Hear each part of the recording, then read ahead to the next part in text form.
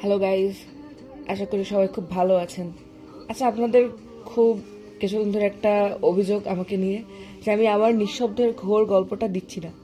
আচ্ছা, আমি একটা কথা বলি, এই গল্প না দেওয়ার পিছনে আমার স্বার্থটা কোথায় আপনারা প্লিজ একটু বলতে পারবেন?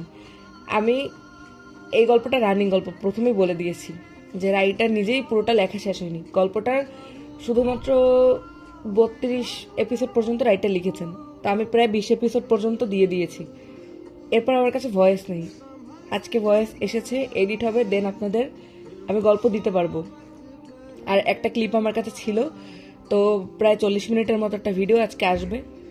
আপনাদের অনুরোধ শুনে আমি কিন্তু 1 ঘন্টার ভিডিও দিচ্ছি। আমি যদি এটাকে আধ ঘন্টা করতাম তাহলে কিন্তু আমি একদিন পর পরই গল্পটা দিতে পারতাম, কিন্তু তা না করে আমি কিন্তু একবারে 1 ঘন্টা দিচ্ছি, 50 মিনিট 40 মিনিট এরকম করে দিচ্ছি।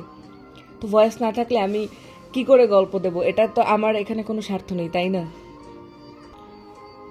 সো আপনাদের ব্যাপারটা বুঝতে হবে আর সাপোর্ট করতে হবে। আর যদি আপনাদের ততটা ধৈর্য না থাকেন, মানে ধৈর্য না থাকে, তো আমার কিছু করার নেই। যাই হোক, আশা করি সবাই ভালো আছেন আর ভালো থাকুন।